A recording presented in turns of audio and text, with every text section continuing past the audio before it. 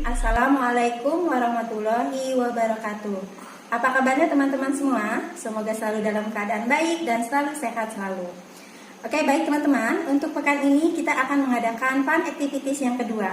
Oke, mudah-mudahan kalian selalu semangat dan selalu ingin terus belajar di pos fun activities kedua ini.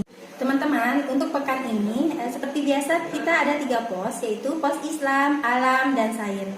Untuk pos Islam kita akan belajar tentang bagaimana merenungkan musibah itu untuk menjadi kekuatan bagi kita supaya kita bisa semangat lagi.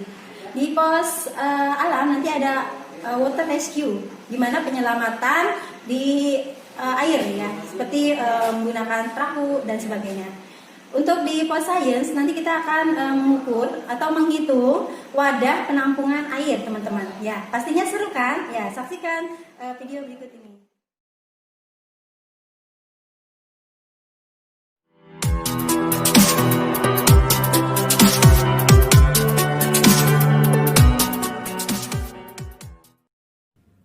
Bismillahirrahmanirrahim.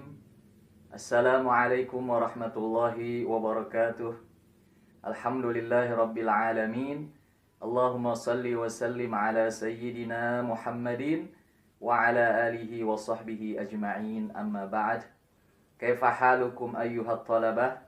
Apa kabar anak-anakku sekalian yang berbahagia? Alhamdulillah, segala puja dan puji serta rasa syukur kita panjatkan kepada Allah Subhanahu wa ta'ala.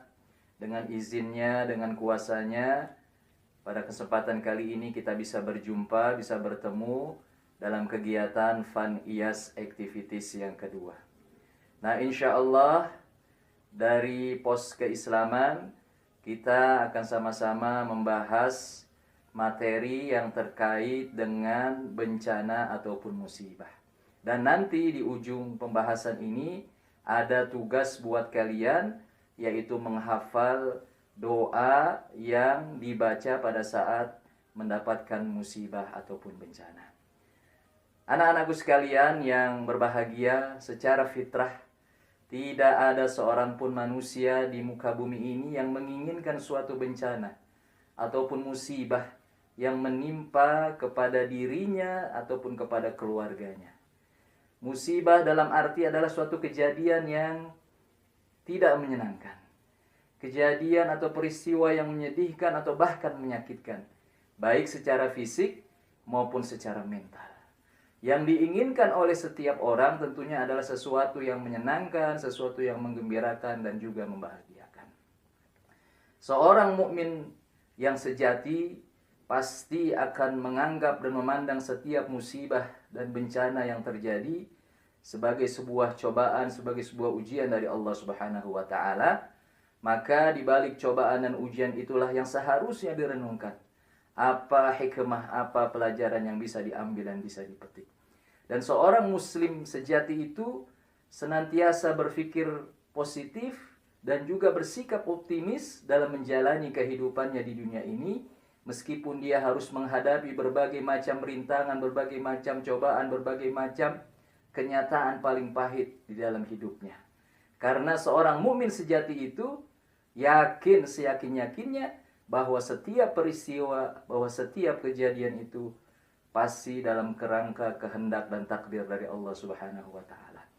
Karena itulah dalam hadis yang sahih Nabi SAW mengungkapkan kekagumannya atau ketakjubannya kepada sikap dan karakter seorang mukmin. Nabi mengatakan, ajaban li amril mu'min, sungguh menakjubkan, sungguh mengagumkan urusannya orang mukmin itu.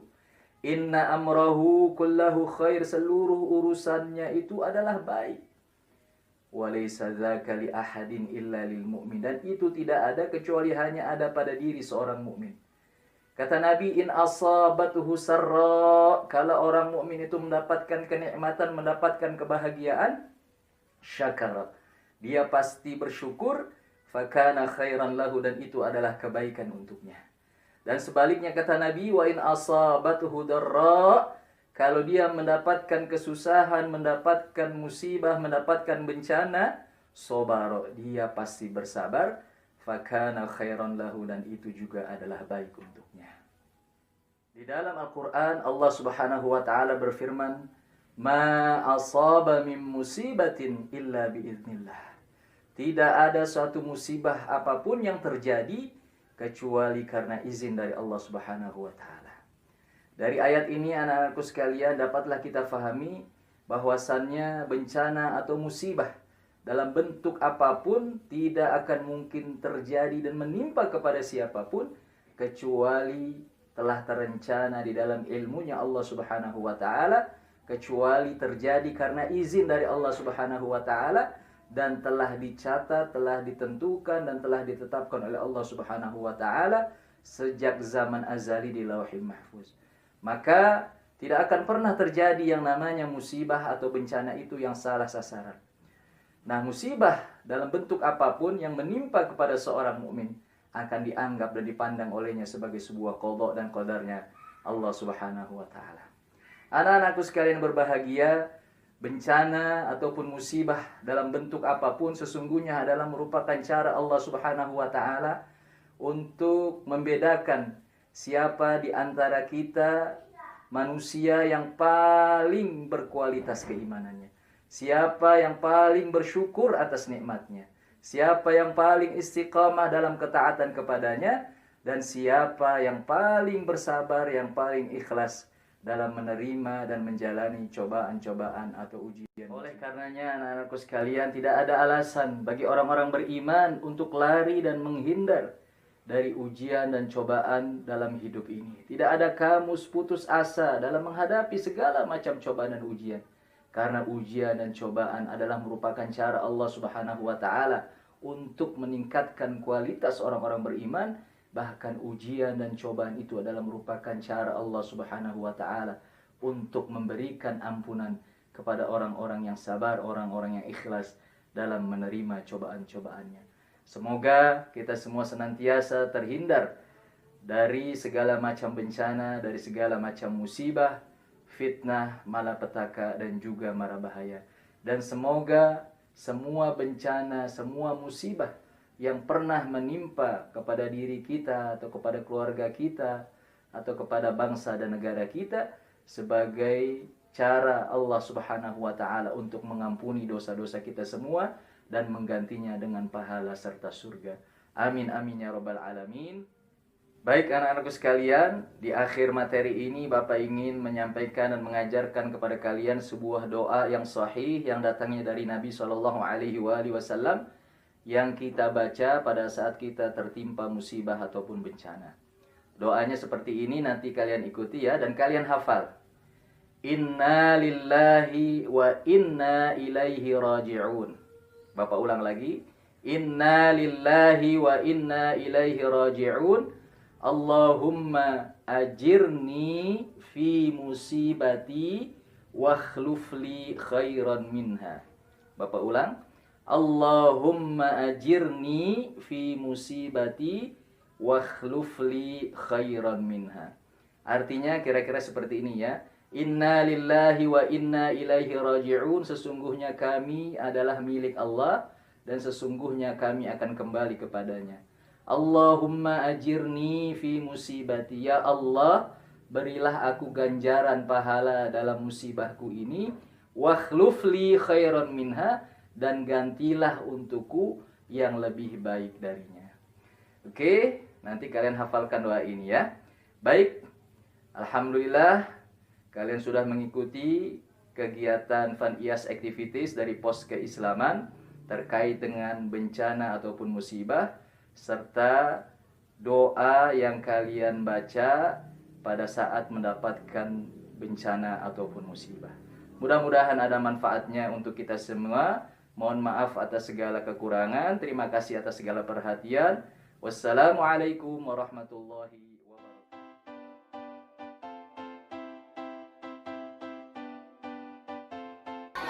Vanias Water Rescue level 6 yang dilakukan siswa pada saat kegiatan adalah sebagai berikut.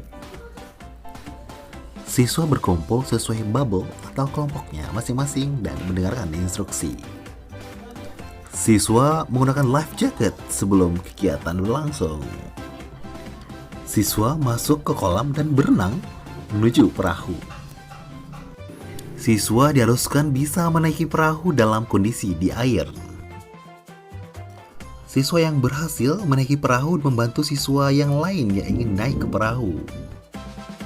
Ketika siswa sudah menaiki perahu, semua siswa mendayung perahu ke pinggir kolam. Demikian kurang lebihnya dalam aktivitas Vanias dengan materi water rescue. And let's do it.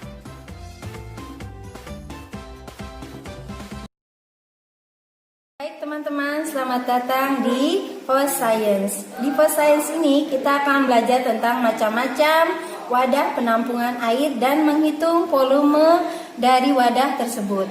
Teman-teman, seperti yang kalian ketahui, di bumi kita ini 71% ini ditutup oleh air ya teman-teman. Jadi banyak sekali macam-macam wadah penampungan air secara alami maupun buatan ya. Secara alami misalnya ya lautan, danau, sungai, waduk ya dan sebagainya ya teman-teman.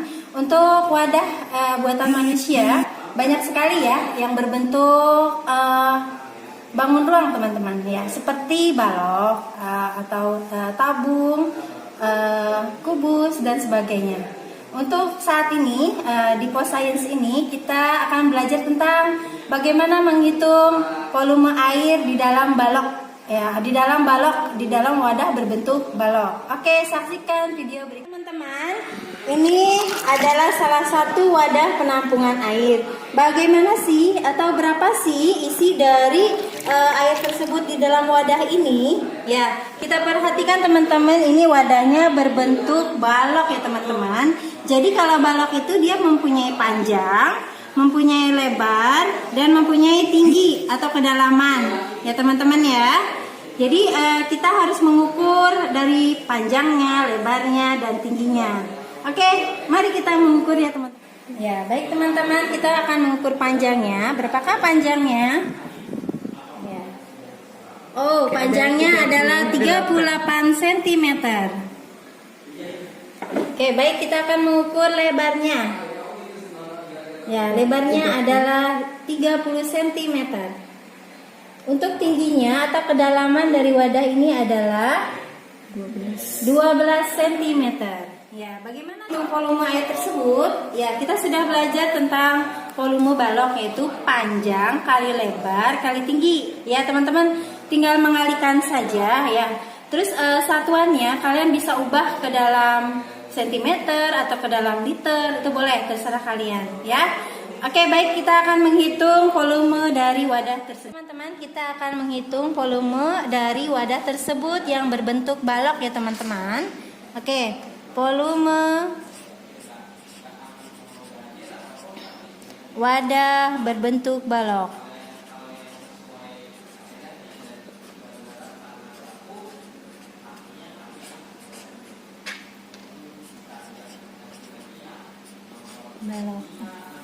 Oke, adalah perkalian dari panjang kali lebar kali tinggi. Tadi kita sudah menghitung bahwa panjangnya adalah 38 cm, lebarnya adalah 30 cm, dan tingginya adalah 12 cm. Ya. Berapakah teman-teman? Adalah 13.680 cm kubik ya teman-teman ya. Oke, mudah kan teman-teman? Oke, baik teman-teman. Untuk mengubah cm kubik ke dalam liter, kita bisa membaginya dengan 1000 ya.